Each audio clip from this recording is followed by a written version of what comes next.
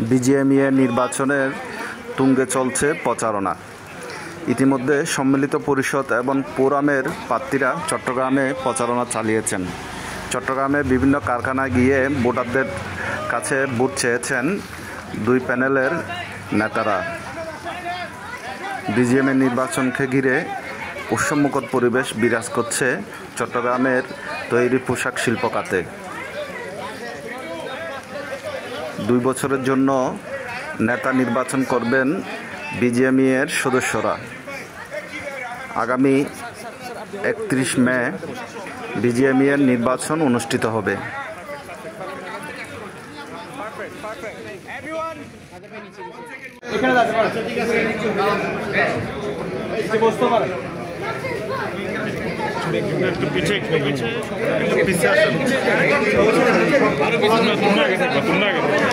আজ থেকে 2 বছর আগে ওই কর্নারে একটা ইন্টারভিউতে আমি দাঁড়িয়েছিলাম।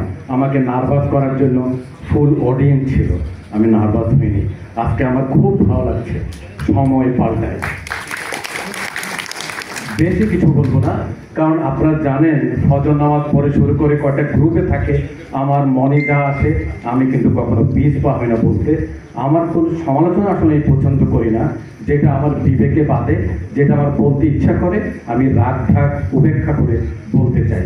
সুতরাং আমি আরও খুশি, আমি ডায়াসে আসার সাথে সাথে আপনাদের কিছু তালি পেয়েছিলাম। আরও খুশি হব যেদিন হয়তো বা শুনবেন আমি নাই। অন্তত আমার জন্য দোয়া করবেন।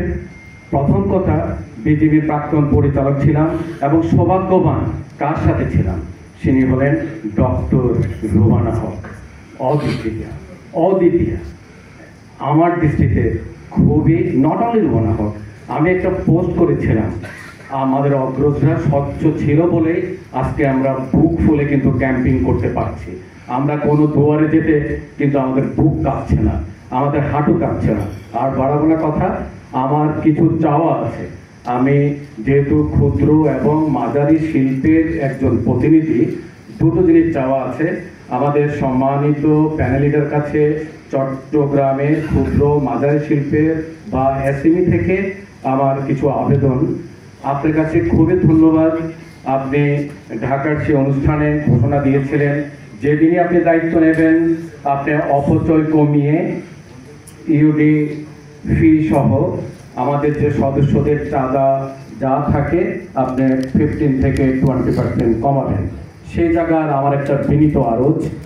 আপনি আবার বলছেন আয় কমবে না, ঠিক আছে, আমি চাইবো আপনি সেই জায়গাটাও একটা স্ল্যাব রাখা উচিত এসএমইর জন্য। যদি আপনি অন্যদের 20% দেন, এসএমইর জন্য দেবেন আপনি 25%। অলওয়েজ সব চাঁদা সেটা একটা স্ল্যাব থাকলে তখনই আমাদের কথা এবং কাজ আন্তরিকতার একটা প্রকাশ পাবে। সেটা আশা করি খুব একটা কষ্ট হবে না। এটা একটা। আরেকটা আমি চাইবো ইনশাল্লাহ এবার বিজয় আমাদের, কারণ 6 তারিখ সকালবেলা যখন আমি শুনতে পেলাম নির্বাচন হবে, তখন আপনারা স্বীকার করেন বা না করেন, আমি যেহেতু ক্যাম্পিং করি, আমাদের সদস্যরা ভোট দিতে চায়। দীর্ঘ 1 যুগ পরে তারা খুব গর্বিত, তারা খুব পুলকিত, তারা খুব আনন্দিত।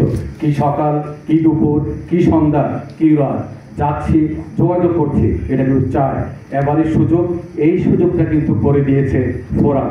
এবং এই যে বোর্ড ভাঙ্গা থেকে শুরু করে চট্টগ্রাম থেকে আমি অধম বেলায় এবং ঢাকার আপনাদের সহ সে কিন্তু লেগেছিলাম।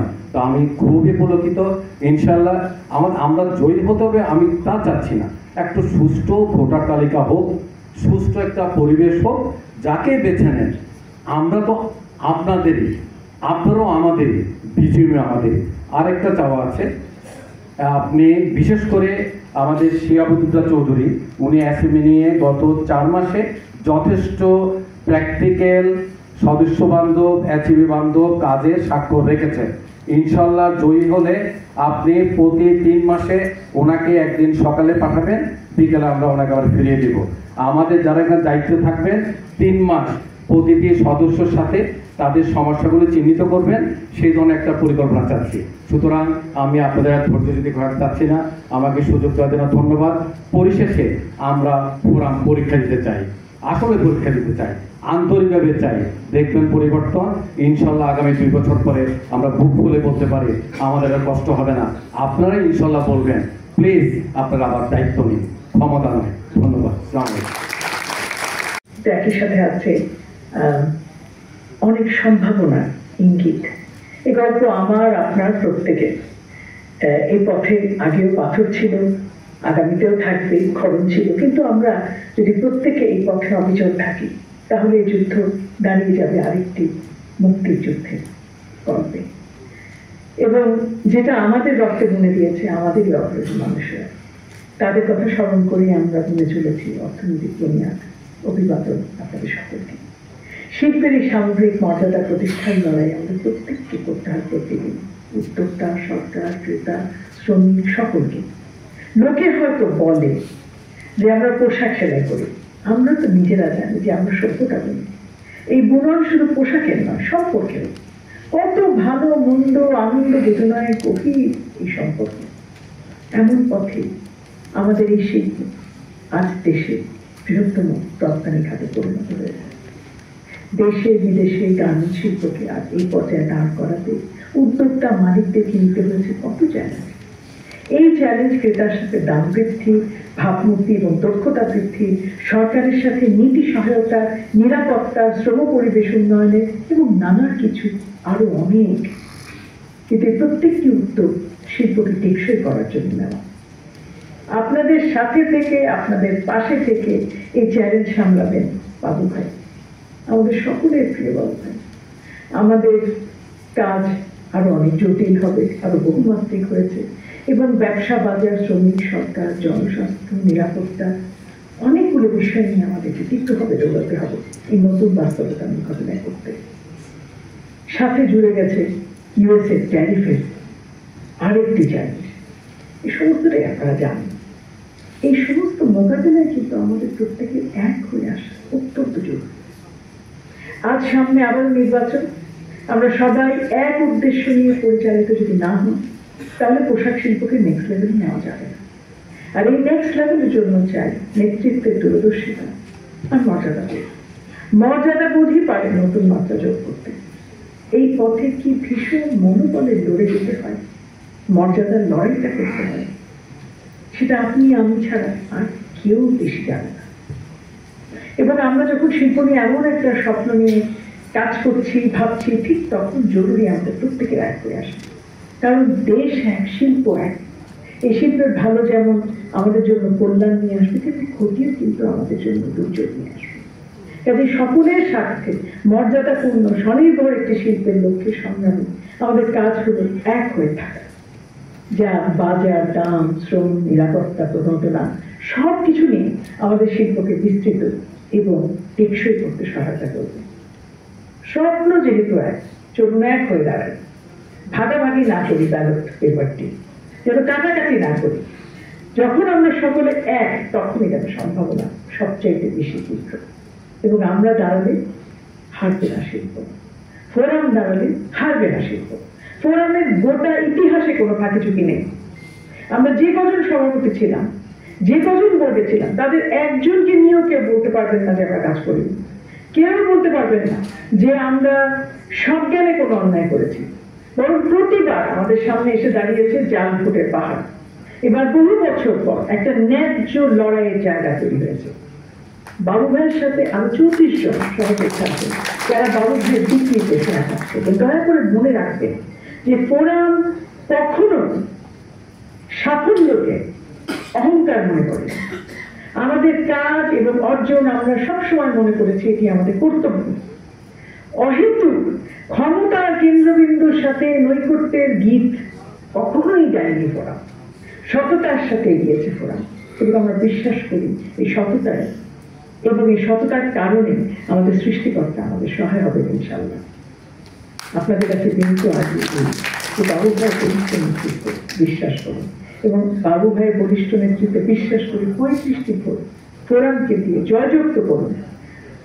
কারণ আমরা মনে করি যে নেতৃত্ব একটি বড় দায়িত্ব এবং একটি বড় আমানত। নেতৃত্ব কখনো কোনো অহংকার নয়। ঠিক নেতা না থাকলে ঠিক নির্দেশনা থাকে না। দিক নির্দেশনা যদি ঠিক না হয় তাহলে শিল্প কখনোই সফল হবে না। বাবু ভাই এমনি একজন ঠিক মানুষ, এমনি একজন ঠিক নেতা। এই মানুষটির সাথে থাকতে যে কজনকে আমাদের প্রয়োজন হবে আপনাদের পাশে প্রত্যেকে আমরা থাকবো। তবু ওই 35 জনকে ভোট দিন। এই 35 জনই আপনাদের জন্য নিরলস ভাবে কাজ করবে এবং এদের প্রত্যেকের পিছনে দাঁড়িয়ে থাকবো আমরা এবং আমরা অনেকে। আপনাদের হতাশ করবে না ফোরাম, এটি আমি নিশ্চিত জানি। জয় হোক ফোরামে, জয় হোক আপনার, জয় হোক শিল্পে, জয় হোক বাংলাদেশে। সকলে সুস্থ থাকবেন। অতীতে যারা সভাপতি নির্বাচিত হয়েছিলেন তারা সফল হয়েছিলেন, কারণ প্রতিবারই টিম কাজ করেছিল। তো আগামীতে আপনারা যদি ফোরামকে ভোট দেন, যদি আমরা বিজেপি পরিচালনার দায়িত্ব পাই, আমরা টিম হিসেবে কাজ করব। বাস্তবতা হচ্ছে এই যে সবাই কাজ করে, ক্রেডিটটা চলে যায় সভাপতির কাছে। এটা হলো বাস্তবতা। এককভাবে কারো পক্ষে কোনো কাজ করা সম্ভব হবে না। আমি অত্যন্ত দায়িত্ব নিয়েই বলছি, এর আগে আরো 3 জন নির্বাচন করেছিলেন। আমাদের সাহাদাত হোসেন কিরণ ভাই আজকে এখানে নাই, মিস্টার ABM শামসুদ্দিন আজকে এখানে প্যানেলে আছেন, মিস্টার ফয়সাল সামাদ আজকে এখানে প্যানেলে আছেন। বিশেষ করে মিস্টার ফয়সাল সামাদ এবং ABM শামসুদ্দিন, এনাদের দুইজনের কৃতিত্বকে কোনোভাবেই খাটো করা যাবে না। এই জন্য এই যে একটা প্রতিকূলতার মুখে মিস্টার ফয়সাল সামাদ কিসের এগেনস্টে নির্বাচন করেছিলেন, এটা ভাবতে আমার মাঝে মাঝে ভয় লাগে। তো এই ক্রেডিটটা ফয়সাল সামাদ, ABM শামসুদ্দিন ও পুরো টিমকেই দিতে হবে এবং আপনারা দেবেন এই আশাকে। আজকে আমার মূল কাজ হচ্ছে নির্বাচনী ইশতেহার ঘোষণা করা। আমরা দায়িত্ব পেলে আমরা কি করব খুব সংক্ষেপে আমি বলতে চাই, কারণ অনেক সময় চলে গেছে। আমাদের অন্যতম প্রধান দাবি হচ্ছে আলাদা মন্ত্রণালয় চাই। কেন চাই সেটা আমরা ব্যাখ্যা করেছি, যে আমরা হচ্ছি এদেশের অর্থনীতির প্রাণ, আমরা মূল অংশীজন বা স্টেক হোল্ডার যাই বলি না কেন। তো আমাদেরকে রাখা হয়েছে বাণিজ্য মন্ত্রণালয়ের অধীনে। বাণিজ্য মন্ত্রণালয়ের অনেক কাজ, এই বাণিজ্য মন্ত্রণালয়ের অনেক কাজ, এত কাজের মাঝে দেখা যায় যে আমাদের স্বাস্থ্য সংশ্লিষ্ট বিষয়গুলো হারিয়ে যায়। এবং আপনারা জেনে খুশি হবেন যে আমরা প্রথমেই বলেছি যে আমাদের জন্য একটি বাণিজ্য মন্ত্রণালয়, আলাদা মন্ত্রণালয় দরকার। প্রয়োজনে মন্ত্রণালয়ের সংখ্যা বৃদ্ধি না করে আমাদের বস্ত্র মন্ত্রণালয়কে বস্ত্র এবং পোশাক শিল্প মন্ত্রণালয় করা যেতে পারে। এবং আপনারা শুনে খুশি হবেন আমাদের প্রতিপক্ষ আমাদের এই নির্বাচনী ইশতেহারটাকে তারাও গ্রহণ করেছেন, তারাও এখন বলছেন যে আলাদা মন্ত্রণালয় প্রয়োজন। যেটার সাথে ওনারা দ্বিমত পোষণ করেন, কৌশলে এড়িয়ে যান, সেটা হচ্ছে এই BGMA ইউনিভার্সিটিকে BGM এর আওতায় আনা। এটা আমাদের এজেন্ডা আছেন, অন্যতম প্রধান এজেন্ডা। আমি ব্যক্তিগতভাবে ঢাকায় এবং চট্টগ্রামে ভোটের জন্য বিভিন্ন ফ্যাক্টরিতে গিয়েছি। অনেকে আমাকে এই শর্ত দিয়েছেন, ভোট দিতে পারি এক শর্তে, BGM ইউনিভার্সিটি আনতে হবে। আমি সেটা তো আমাদের এজেন্ডা, আমরা তো এটা আনবই। আমরা ভোটে জিতি আর না জিতি, আপনাদের কথা দিচ্ছি BGM ইউনিভার্সিটি BGM এর আওতায় আসবে। এবং আশা করি আপনাদের সমর্থন পেলে আমরা ভোটে জিতব। সাথে সাথে এটাও যুক্ত করতে চাই, ব্যক্তিগতভাবে কাউকে খাটো করা বা মেলাইন করার জন্য আমরা কোনো কথা বলতেছি না। এই মুহূর্তে যারা ট্রাস্টি বোর্ডের যারা সদস্য আছেন তাদের অধিকাংশই সম্মানিত, তাদের মধ্য থেকেই থাকবেন, কিন্তু আমরা চাই কেউ স্থায়ী ট্রাস্টি হবেন না। এটা রোটেট করবে, প্রতি বছর 7 জন করে পরিবর্তন হবে এবং নতুন করে 7 জন যাবে। সেটা BGM বোর্ড নির্ধারণ করবেন কারা হবেন, এবং এখানে মূলত স্টেক হোল্ডাররাই যাবেন যারা পোশাক শিল্পের সাথে জড়িত অথবা একাডেমিশিয়ান। SME নন বন্ডেড নিয়ে অনেক কথা হয়েছে। এটাও আমরা বলতে চাই যে এত বছর আমাদের প্রতিপক্ষের ভাইয়েরা SME এর কথা কোনো কিছু করলেন না, নিজের আখের বুঝাইতে ব্যস্ত থাকলেন। এখন আমরা যখন SME নিয়ে কাজ করা শুরু করেছি, আমরা যখন নন বন্ডেড ফ্যাক্টরি যে সমস্যাগুলো সেইগুলো নিয়ে কাজ করা শুরু করেছি, এখন ওনারা বলছেন যে ওনারা নন বন্ডেড ফ্যাক্টরি নিয়ে কাজ করবেন এবং SME নিয়ে কাজ করবেন। নন বন্ডেড ফ্যাক্টরির যে সমস্যাটা হচ্ছে পিকুলিয়ার সমস্যা, এটা অনেক আগেই সমাধান হওয়া উচিত ছিল। যে যেখানে সরকার বন্ড লাইসেন্স দিতে ডিসকারেজ করে, মানে আমদানি নিরুৎসাহিত করে, সেই ফ্যাক্টরিগুলো তারা তাদের রপ্তানি প্রক্রিয়ায় অংশগ্রহণ করতে চান, রপ্তানি প্রক্রিয়ায় তারা ভূমিকা রাখেন, কিন্তু দেখা যাচ্ছে লোকাল যে বন্ডেড ফ্যাক্টরি সেখান থেকে গুডস আনা যাবে না। এটা একটা জটিল, সহজ বিষয়কে জটিল করা হয়েছে। এটা নিয়ে আমরা কাজ করেছি এবং এটা প্রায় শেষ পর্যায়ে আছে। ইনশাআল্লাহ এই সমস্যার সমাধান আমরা করব। কাস্টম ভ্যাট, এটা নিয়ে আপনারা দেখেছেন আমাদের যারা প্যানেলিস্ট তারা কে কি করতে চান এটা বলেছেন। এর মধ্যে কিন্তু একটা কমন বিষয় এসে গেছে, সেটা হচ্ছে কাস্টমসের ইস্যু, কারণ এটা আমাদের দৈনন্দিন সমস্যা। আজকে দুপুরে আমরা এক্সেসরিজ অ্যাসোসিয়েশনে গিয়েছি, ওইখানেও ওনাদের বক্তব্য হচ্ছে এই কাস্টমসে অনেকগুলা কালো আইন তৈরি করে রাখা হয়েছে, যেগুলা ব্যবহার করে যারা আমরা উদ্যোক্তা তাদেরকে হয়রানি করা হয়। আমরা কথা দিয়েছি আমরা যতগুলো পোশাক শিল্প সংশ্লিষ্ট সংগঠন আছে, BGMEA, BKMEA, buying house association এবং এক্সেসরিজ অ্যাসোসিয়েশন, আমরা সমন্বিতভাবে কাজ করবো। এইসব কালো আইন বাংলাদেশে থাকা যাবে না। এটা আমরা জোরালোভাবে পদক্ষেপ নেব, ইনশাল্লাহ আমরা সফল হব। কেন আমরা সফল হব, কেন আমরা জোর দিয়ে বলি? এই জন্য বলি যে আমরা আমাদের ব্যক্তিগত স্বার্থ নিয়ে ওই বন্ড কমিশনারের পেজে বসে থাকবো না। আমাদের ব্যক্তিগত স্বার্থ নাই, আপনার স্বার্থই মানে আমার স্বার্থ। আমাদের এলডিসি গ্রাজুয়েশন নিয়ে কথা হয়েছে, এটা নিয়ে আমি সহ, আমি জানি না, অনেকের হয়তো একটা ভুল ধারণা ছিল যে এলডিসি গ্রাজুয়েশন হয়ে গেলে ওই যে শুধুমাত্র ইম্প্যাক্টেড হবে, নেগেটিভলি ইম্প্যাক্টেড হবে রপ্তানি শিল্প। আসলে না, রপ্তানি শিল্পর সাথে চ্যালেঞ্জ যেগুলো আসবে স্থানীয় শিল্প আসবে। তো আমরা যেটা বলেছি, আমরা কিন্তু বলছি না যে এলডিসি গ্রাজুয়েশন আমরা যেতে চাই না, আমরা বলছি আমরা যেতে চাই, বাট সময়কালটা সঠিক হতে হবে। এটা এই যে বিভিন্ন যে আমাদের ইন্টারনাল ও এক্সটার্নাল চ্যালেঞ্জ, এই চ্যালেঞ্জে এই মুহূর্তে সিদ্ধান্তটা না নিয়ে আমাদের হাতে আরও মনে করি যে আরও সময় পাওয়ার সুযোগ আছে, সেই সময়টা আমাদের পাওয়া উচিত এবং এই সময়টা আমরা নষ্ট করতে চাই না। এই চ্যালেঞ্জ মোকাবেলা করতে হলে কোন কোন জায়গায় কাজ করতে হবে সেটা আমরা সরকারকে দিতে চাই, যেন এলডিসি থেকে গ্র্যাজুয়েট হয়ে গেলে শিল্প ক্ষতিগ্রস্ত না হয়। শ্রমিক এবং শিল্পের নিরাপত্তা, দেখেন শ্রমিকদের স্বার্থ নিয়ে সবাই কাজ করে এবং পৃথিবীতে মনে হয় একটাই সংগঠন আছে যে বাণিজ্য সংগঠন, উদ্যোক্তাদের সংগঠন শ্রমিকের স্বার্থ নিয়ে কাজ করে। আমি জানি না পৃথিবীতে আর এরকম কোন সংগঠন আছে কিনা যে যাদের সাথে মানে এটা কি নেগোসিয়েশন করতে হয় তাদের স্বার্থ নিয়ে কাজ করে। বড় প্রমাণ হচ্ছে বিজিএমইএতে গ্রিভেন্স মেকানিজম আজকে প্রায় 20 বছর ধরে চলছে, এখানে শ্রমিকের স্বার্থ দেখা হয়। আমরা শ্রমিকের স্বার্থ দেখার জন্য এবং এই প্রক্রিয়াটা সহজ করার জন্য এই যে গ্রিভেন্স মেকানিজমটা, এটা আমরা ডিসেন্ট্রালাইজ করতে চাই। এটা সবসময় যারা বিজিএমইতে না থাকে এটা হলো এলাকা ভিত্তিক করতে চাই, যেমন ঢাকা, গাজীপুর, আশুলিয়া, নারায়ণগঞ্জ এবং চিটাগাং।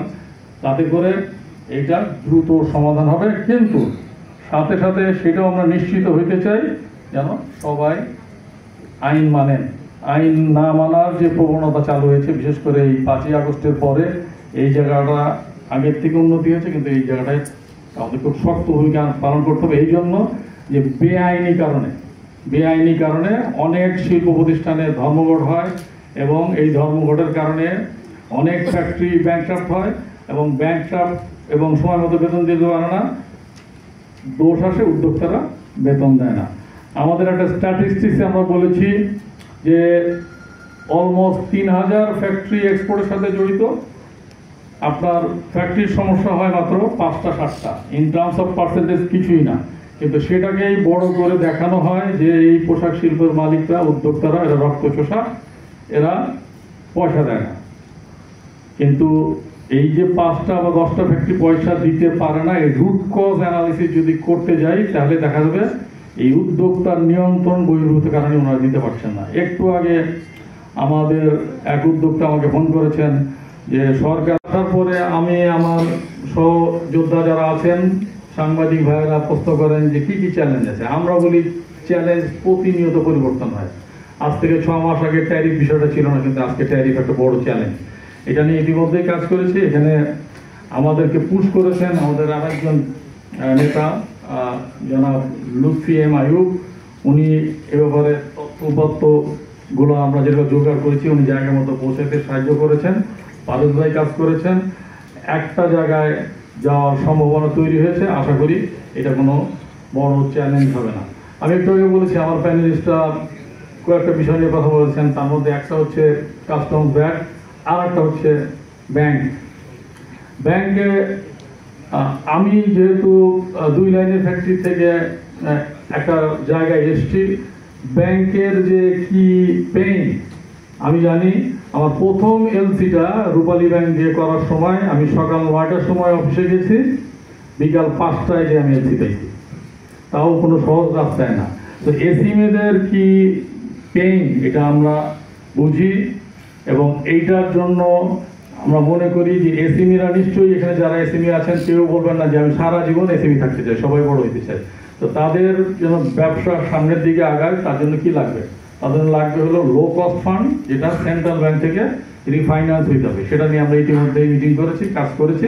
আর একটা জিনিস যেটা এসিমিদের বড় চ্যালেঞ্জ, আমরা যারা নেগোশিয়েট করতে পারি আমাদের ব্যাংকিং চার্জেসগুলো তুলনামূলক সহনশীল, কিন্তু দেখা যাচ্ছে যাদের জন্য চার্জেস কম হওয়ার কথা তাদের জন্য চার্জটা বেশি।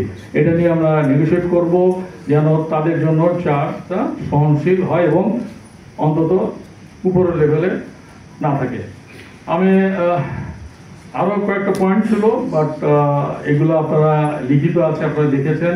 আমি খালি এক্সিট পলিসি নিয়ে কথা বলবো। এক্সিট পলিসি নিয়ে বাংলাদেশ ব্যাংকের যে একটা সার্কুলার আছে, that is not exit policy, simply A circular, যে কীভাবে আপনার ডাউন পেমেন্ট দেবেন এবং কীভাবে আপনার লোনটা শোধ করবেন।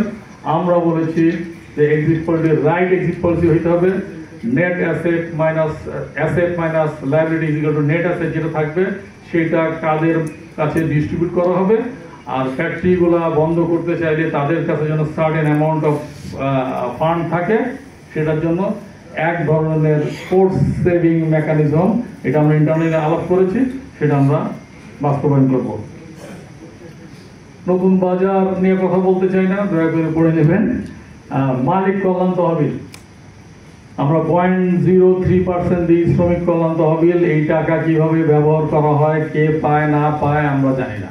ওখানে একটা ক্লজ আছে যে ফ্যাক্টরি যদি বন্ধ হয়ে যায় ওখানে টাকা দেওয়ার সুযোগ আছে, বাট এটারও একটা লম্বা প্রসিডিওর, টাকা পাওয়া যায় না। আমরা বরাম আপনাদের সমর্থন পেয়ে দায়িত্বে আসলে আমরা মালিক কল্যাণ তহবিল করব, যেন মালিকদের দুঃসময়ে এই ফান্ড থেকে আইনসম্মতভাবে আমরা ফান্ড দিতে পারি। সম্মানিত উদ্যোক্তা ভাই বোনেরা, আপনারা এতক্ষণ যেটা শুনলেন এটা আমাদের লিখিত ম্যানিফেস্টো, বাট আমরা বলছি এই ম্যানিফেস্টো এটার মধ্যে কনফাইন্ড থাকবে না। সময় পরিবর্তিত হবে, পরিবর্তনের সাথে সাথে যেটা সামনে আসবে সেটা নিয়ে আমরা কাজ করব। যেমন ম্যানিফেস্টো প্রিন্ট হয়ে যাওয়ার পরে আমরা যখন 3টা প্রোগ্রাম করেছি এবং সেখানে কোশ্চেন অ্যান্ড অ্যান্সার নিয়েছি, একটা বিষয় উঠে এসছে, সেটা হচ্ছে আমাদের কমপ্লায়েন্সের কোড অফ কন্ডাক্ট। 5টা বাইরের কাজ করেন আপনি, 5 রকম কমপ্লায়েন্স, 5 রকম ফি দিতে হয়, এবং যেদিন কমপ্লায়েন্সের লোক আসে সেদিন দেখা যায় যে প্রোডাকশন 50% ড্রপ করে। আমরা খুব শক্তভাবে কাজ করবো যেন ইউনিফাইড কোড অফ কন্ডাক্ট হয়, একটাই থাকবে, প্রয়োজনে সবচেয়ে উপরে যেটা আছে সেটাই আমরা মানবো, কিন্তু একটা কোড অফ কন্ডাক্ট হবে। চিটাগাং থেকে আমার লিডার সেলিম রহমান ভাই বলেছেন এক্সপোর্ট বাড়াইতে চান। আমি ক্যাম্পেইনে, ফিজিক্যাল ক্যাম্পেইনে গিয়েছি, আপনারা অনেকে শুনলে মন খারাপ করতে পারেন, বাট বাস্তবতা নিয়ে কথা বলতে হবে। সেটা হচ্ছে এখনো অনেক ফ্যাক্টরি আছে যেটা ইনফ্রাস্ট্রাকচার পয়েন্ট অফ ভিউ থেকে নন কমপ্লায়েন্ট, এবং এই নন কমপ্লায়েন্ট ফ্যাক্টরিতে ব্যবসা দেয় যেসব বায়ার সেগুলোও কিন্তু অলমোস্ট নন কমপ্লায়েন্ট, কারণ তারা অলওয়েজ সস্তা জিনিস খুঁজে। আমরা যদি সঠিক নেতৃত্ব দিতে চাই, আমরা যদি মনে করি আমার নিজের ব্যবসার সাথে সাথে অন্যকে আমরা হেল্প করব, তাহলে এই ফ্যাক্টরি, বেশ কিছু ফ্যাক্টরিকে রিলোকেশন করতে হবে। যেই গার্মেন্টস পল্লীটা আমাদের প্রতিপক্ষ ভাইয়েরা নিজেদের স্বার্থে গলা টিপে হত্যা করেছে, এই চিটাঙে একটা গার্মেন্টস পল্লী হইতে হবে এবং এটা রিলোকেট করতে হবে। আমি একদম দায়িত্ব নিয়ে বলেছি, নর্থ সেন্টের গার্মেন্টস পল্লীটা ওনাদের ব্যক্তিগত স্বার্থে ওনারা ধ্বংস করেছেন। একটা চাইনিজ কোম্পানিকে নিয়ে এসেছিলেন এবং সেই চাইনিজ কোম্পানির কাছে টাকা চেয়েছেন এই ফিজিবিলিটি করার জন্য, পরবর্তীকালে ফিজিবিলিটি হয় নাই, আর এই গার্মেন্টস পল্লী হয়নি। তো আমরা এটা করব না, আমরা চাই যেন ছোট ফ্যাক্টরিগুলো রিলোকেট হয়, যাতে করে এক্সপোর্ট বাড়ে, তাহলেই চিটাগাংয়ের পোর্শন বাড়বে, নাহলে এক্সিস্টিং ইনফ্রাস্ট্রাকচার দিয়ে বাড়বে। Asian group, Clifton, KDS group, Pacific, এই 5-7টার মধ্যে সীমাবদ্ধ থাকবে। আমরা তো নিশ্চয়ই এটা চাই না। আমরা চাই যেসব উদ্যোক্তারা আছেন সবাই যেন ভূমিকা পালন করে।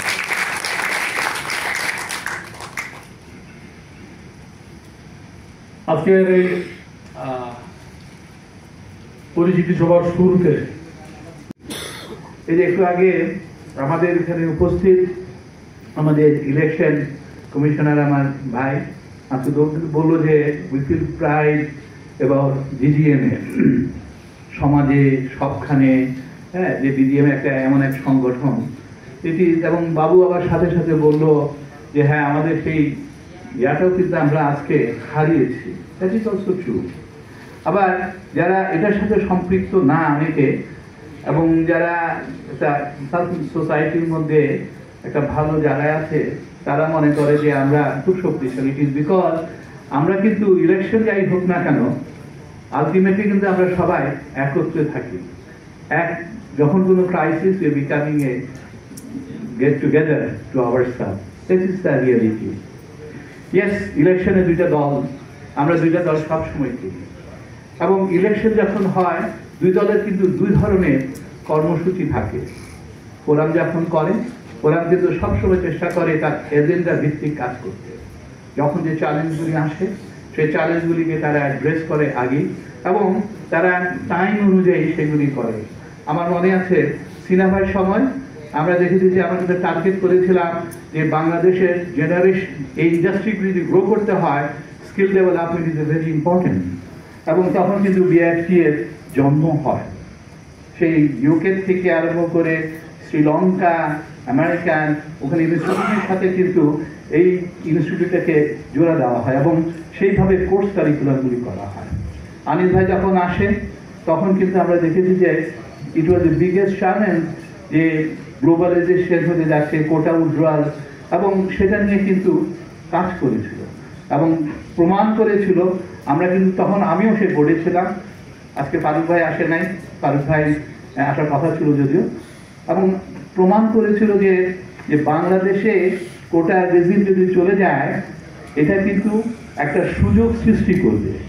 ওয়ার্ল্ড ব্যাংক যেখানে বলছে নেগেটিভ সিপিডির মতন অর্গানাইজেশন থিঙ্ক ট্যাঙ্ক বলছে বাংলাদেশ হারিয়ে যাবে, তখন ওনারা এই চ্যালেঞ্জ থ্রো করেছে, এবং আলটিমেটলি কিন্তু we work for it, compliance নিয়ে, অমুক নিয়ে, এবং উই হ্যাভ বিন প্রুভেন যে উই আর কামিং আপ। আবার আমি যখন ভাই বলে গিয়েছেন, আমাদের প্যানেল লিডার বাবু বলেছেন, আমি ওইদিকে না গিয়ে শুধু আমি একটু চট্টগ্রাম নিয়ে কথা বলি, যেহেতু আমি চট্টগ্রাম থেকেই চট্টগ্রাম থেকেই বড় হয়েছি, এবং চট্টগ্রাম থেকে ওনারা মানে ফোরামের লিডাররা প্রথমবারের মতো ফোরাম প্রেসিডেন্ট বানিয়েছেন আমার। তো আমি আপনাদেরকে হামলি রিকোয়েস্ট করব যে I have tried last time, ওই ইলেকশনটা পারিনি, এবং কেন পারিনি আজকে শুকর আলহামদুলিল্লাহ বলতেছি যে ওইটা আমরা প্রমাণ করতে পেরেছি, and that is why we are asking you vote again. এই ভোট তো এই বছর হওয়ার কথা ছিল না, আমরা সবাই জানি। It was a peaceful election in Chittagong, but it was not in Dhaka. তখন কী করে 2600 ভোট আজকে 1800 চলে আসছে। So they use to start 500+। কীভাবে তার ওই স্রোতের মধ্যে যাবো? An opportunity came. আমি চট্টগ্রামের ভাইদেরকে বলবো, দয়া করে ভোট দেন, যারা কাজ করে তাদেরকে ভোট দেন। আই এম নট সেইং যে সেলিমকে ভোট দেন, যে এই সেলিমের বদনাম আছে, আপনাদের সাথে হয়তো কথা বলবে না। ভাই, বৃক্ষের পরিচয় কিছু হয়, ফলেই হয়। বৃক্ষের পরিচয় যদি ফলে হয়, তাহলে জমে ও তো বললো হিসাব 40% থেকে 9% চলে আসছে। এবং আমাদের প্যানেল লিডার বাবুভাই তো আমার নামও বলে গেল, কেডিএস এর নামও বলে গেল, বলে খালি বড় বড় হবে, ছোট হবে না।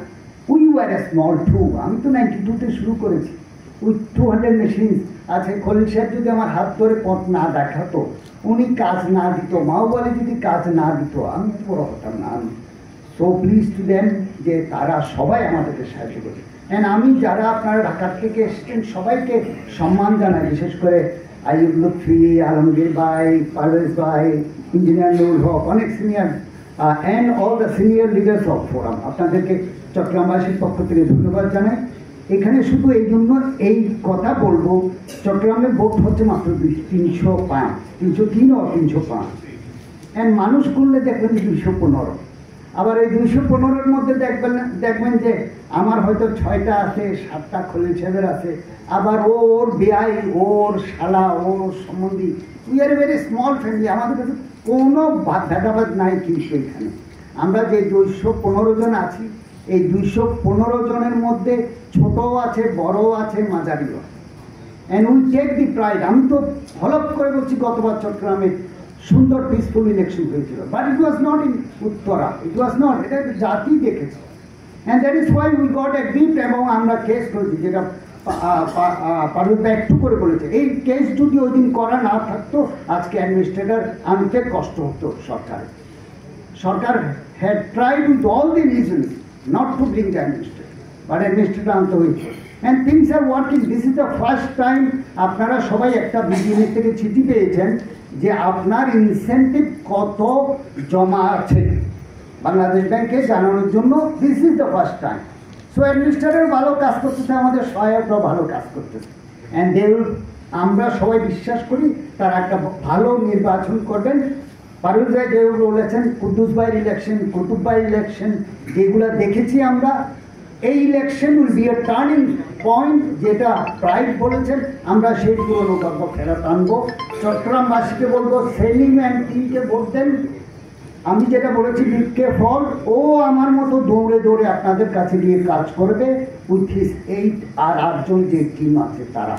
অ্যান্ড ঢাকায় যে আমাদের 26 জনের টিম, আমাদের বাবু সাহেব যেটা বলেছেন, একটা জিনিস সে বলেন, ওগুলো ঢাকায় বলছে, ওখানে বলছে, ওখানে বলছে, এটা লাস্ট টিম, না বললেই নয়, এটা বলতেই হবে, ইট ইজ ইম্পর্টেন্ট। আমি ওখানে গেলেই যেন মেয়র হওয়ার স্বপ্ন না দেখে, আমি ওখানে গেলেই যেন এমপির সিটটা যেন ঠিকঠাক এটা যেন না দেখে। বাবু কিন্তু বারবার সবাইকে কমিট করেছে, ইফ আই গেট, আমি যেহেতু ফোরাম সভাপতি সেই জন্য আমি তার কথাটা বলছি, যে ও বলছে যদি আমি বিজেপি প্রেসিডেন্ট হই, আমি কোনো পলিটিক্যাল পোস্ট নিব না, চেষ্টাও করবো না। তো আমি চট্টগ্রামের ভাই বোন যারা 215 জন আছেন, দয়া করে বলবো, প্লিজ আরেকবার সুযোগ দেন। আপনারা দেখেন আজকে ফোরামের সমস্ত গুলি যাব সৈনিক না, সৈনিক কিনে ফোরামে, এটা বলে ফোরামের আজকে যেখানে আছে সবগুলি ফোরামের সৈনিক। তো হ্যাঁ, সে ইলেকশন আসার পর্যন্ত থাকবে সৈনিক, না ফোরামের মৃত্যুর আগে পর্যন্ত আপনারা সৈনিক থাকবেন? এই কথা বলার মানে কি বলেন? জায়গার সামনে আছে, আমার সামনে আছে ফোরাম। আমরা আগে সবসময় আমরা ফোরাম চৌধুরী, সিনিয়র ভাই বলেন, আনিস ভাই বলেন, রঘুনাথ আগে যাবার পর তারপর আমরা বহুত কষ্ট করি। ম্যাডামের রাজি করছিলাম বলে খুব আমি বউ হিসেবে আমরা সেগুলো পরিচয় আমরা জয় করিয়াছি। কারণ আমাদের মধ্যে কারণ হলে কি জানেন, আমরা আজকে এখানে ইলেকশন আছি, ফোরামের কেন্দ্রীয় হইলাম, কেন্দ্রীয় হইল এবং নেতা হইল, যারা শিল্পকারে আছে এইগুলি সহযোগিতা করবেন, তাদের সুযোগ যদি আমাদের মিলে তারা পাশে থাকবে, কিন্তু হইল মেন উদ্দেশ্য অনেক কথা ছিল না। কিন্তু আমরা অতীতে দেখেছি কিনা, আমি ফোরাম বাইর কাছে খবর নেই, যখন ফোরামের সাথে ফোরামের লোক ফোরামের থাকে না, যখন আমরা ইলেকশন করে আসি, ইলেকশন করে যখন এক সিজন যায়, তখন সেখান থেকে 5, 6টা 10টা বেরিয়ে যায়, গেছে কিনা, আইসো আছে কিনা, ভালো আছে, তোমার আর ফোরাম আছে, ছুটে দেখতে পারো। আপনারা একটা জিনিস দেখছেন, স্বর্ণরিত আজকে কে বলতে পারবেন যখন থেকে যেদিন থেকে স্বর্ণরিতা আরম্ভ হচ্ছে, কখন স্বর্ণরিতা আরম্ভ হলো? আমরা তখন বিজেপি করি, বহুত আগের কথা, আইপি ছিল, পারভেজ ছিল, আমরা ছিলাম সেখান থেকে ফোরামের এই লোক এগুলি বেড়ে গেল, 5-7 নাম বলতেছে না। এই দুঃখের কথা গেছে, কারণ আমরা আর আগে যেতে পারিনি এবং হতে পারিনি। এদের মধ্যে দুঃখ সুখ এই অনেক কিছু। আজকে থেকে আমরা ফোরাম এখানে আমি খুব ভালোই লাগছে, আপনাদের মধ্যে থাকবেন বলি সেটা সকল করে দেয়। আমি যেখানে দেখেন ফোরাম পেশাতে আমি কোথায় যাবো, কারণ অনেক এই কারণ বলার কারণে ফোরামের নদীর আছে, ফোরামের ক্যান্ডিডেট ফোরামের সমাজ সমিতি ক্যান্ডিডেট হয়েছে না, ফোরামের গুরুত্ব কোথায় যেতে হবে। আমি এটা অনেকে গেছি। আরেকটা আপনারা খেয়াল করে দেখেন, সম্মিলিতর মধ্যে যারা ঢুকছে আজ পর্যন্ত তারা সম্মিলিত বাইর হয় নাই। আমাদের মন্ত্রী শ্রীমন্ত্রী কমান্ড মিনিস্টার প্রথম থেকে বিজেপি থেকে শুরু করে তার মন্ত্রী বলে 2-3 বার এত খুশি পড়ার জন্য বাদ দেয় নাই। যখন পড়ার ইলেকশন হয় তখন মন্ত্রী হলাই কেন আছে কিনা, আছে কিনা সবাই এইরকম ছিল পড়া যারা সম্মিলিত। এই জন্য সম্মিলিতকে সহজে আমরা আটাইতে পারি নাই, আমরা দিতে পারি না, কোনো অনেক চেষ্টা করছি। এই আমরা একবার পড়া দেখছি, এগুলো আমাদের ইতিহাস অনেক দুঃখের কথা, অনেক কর্মকাণ্ড করছি, আমরা পারি না কেন আমাদের নেতা নেতা সবাই নেতা হইতে চায়। আজকে বাবুই নেতা হই, কালকে বাবুয়ের পর আর যখন বাবুদেরকে আমি হবো, আপনি বাধা দিতে পারবেন। তারপর আপনি ধরতে আমরা ফোরাম থাকবে, বলেন থাকবে না, কোনোদিন থাকবে না, থাকে নাই। ভাই বাংলাদেশের ইতিহাস আপনি জানেন তো, এই 30 থেকে জন্ম হয়ে আজ 2025 আসছে। আপনি ইতিহাস দেখেন না, কোনটা দেখেন না, কয়বার আপনারা এই ফোরাম আসতে পারছেন, আর সম্মিলিত কতবার আছে হিসেব করে দেখেন, কেন পারেন না? আমাদের মধ্যে আমাদের একতা থাকে না, আমাদের মধ্যে আমরা কাটি কুটি যতগুলি করি প্রেসিডেন্ট বানাইলাম, যখন তার অনুসার সোজে তারপর আর কথাতে আর সাহায্য করে না। যেমন যাত্রাকে আজকাল মহিলার কত কষ্ট করে বানাচ্ছি, আমার তো পায়ে জুতা ছিল না, হাঁটতে হাঁটতে পা ভরে গেছে, এইভাবে কষ্ট করে আমরা ওনাকে বানাচ্ছি। এখন উনি হওয়ার পর 2 বছর যাওয়ার পর দেখুন আবার ফোরাম দাঁড়িয়ে যাচ্ছে, তুমি কোথায় গেল? আমি তো পাইলে না আজকে দেখতাম, তোমাকে কী করে পারবেন, তোমার কথা করাইলাম, তুমি ফোরাম সাথে কোনোদিন যাবে না, ফোরাম আগে থাকবা। সেই কথাগুলো যে কমিটমেন্ট করে সে ফোরামের দিচ্ছে, সে কোথায় যে মহিলা একসাথে মানা করছিল ফোরামের, এই জন্য গুনগান তখনই গাইছিল তাকে। এই জন্যই আমার কত হলে আমরা করতে পারছি, আপনাদের কত হলে আপনারা নেতৃত্ব দিলে আপনাদের আত্মীয়তা থাকলে আপনার সম্পর্ক থাকবে। এটা ঠিকই না, দেখেন যারা এই কুন্দুস বলেন, তারপর বনির বলেন, আর কত আছে, এটা একদিকে সম্মিলিত করছে, আরেকদিকে পরিবেশ করছে, আরেকদিকে মন্ত্রী হয়েছে, আজকে জেলে গেছে, গেছে না? কিন্তু তারা কারো গায়ে সারে নাই। আমরা হলে হয়তো তো আমার গ্যাস আমরা একটাই রিকোয়েস্ট করি আপনাদেরকে, আর পিছনে কথা বলতে বলে খুব সুন্দর লাগলো। কিন্তু এই কথা যদি ঠিক ভাগে থাকে, ঠিকভাবে আমরা পালন করে প্রত্যেকে শুনে, কারো যারা আপনাদের মধ্যে সঞ্চালিত রাখতে হবে। আপনার একজনকে একজন মানতে হবে, একজন কথা একজন শুদ্ধ হবে। আপনার যদি একজনকে এই আপনার অ্যাসোসিয়েশন যদি ঠিক না লাগে, তাহলে আপনি বাবাই আপনি বলতে একবার তার নিয়ে নিচ্ছে, সেকেন্ড টার্ম আপনি আসতে হবে। তো এইটা আপনাকে এভাবে সামাজিকতা করতে হবে। এরা দেখেন না, আমি যে দেখছি আপনারা আছেন ফোরামের একজনের 10 দিনে তারা 5 ডিস্ট্রিক্ট ফেলে গেলে ওইখানে ফোরামের বিয়ে খাইতে যায়, এটা বাটার 10 দিলে ওখানে যায়। আপনার কেন 10 দিনে বিয়ে দিয়েছে ফোরামে কি আসে কেউ আছে না, পাঠক ভাই আছে বলে আরেকজন আরো বলি তোমাদের কেন থাকবে তোমাদের সাথে, কেন দেখো তোমাদের আমাদের বিপদে তোমাদের কোনো কাজেই আসে না, তো তোমাদের থাকবো এই দুইটা ফোরানো এই পরিচিত হয়েছিল এত বছর। এখন বাবু এসে পাড়া ঘর যথেষ্ট সাহস দিচ্ছে বর্তমানে আমরা ওনাকে প্রেসিডেন্ট করছিলাম, কেন্দ্র করছে এগুলো পারবেন তারা, আমি পারবো করে জীবনও এই যে প্রেসিডেন্ট বর্তমানে যদি সরকারের আমরা সহযোগিতা না থাকে এই ক্ষেত্রে 5 বছর কেন বেইমান করছে সামনে করবো। তো এইরকম যদি আমরা ফোরাবার করে শান্তি দিতে পারবো না, এবার নইলে হলেন এখন সিজন আসছে দেশের নীতি এবং বাতাস এখন এবার আসতে পারবে এরপরে যদি আমরা ইউনিটি না থাকে আমরা বড় রাখতে পারবো না, আমরা আসার এবং থাকার সেই ব্যবস্থা করবো।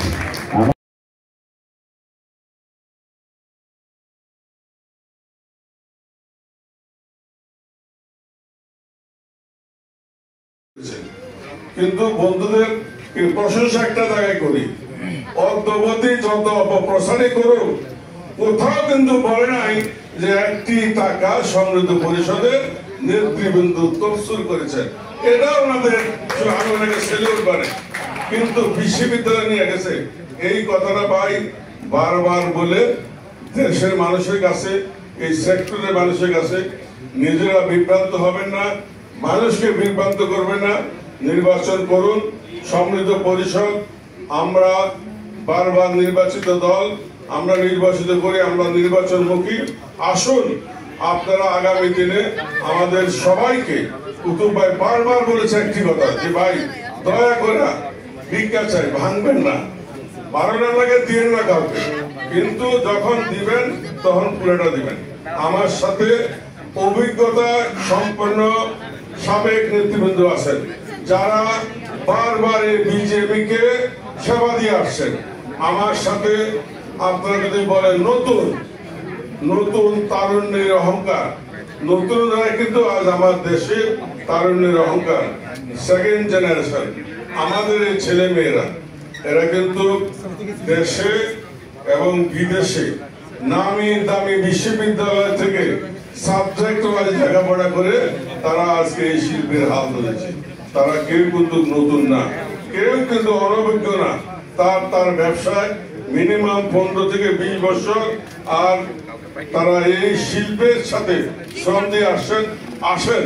তরুণদেরকে প্রাধান্য দিয়া আমরা আগামী বিজেপিটা আমরা গড়ে তুলি।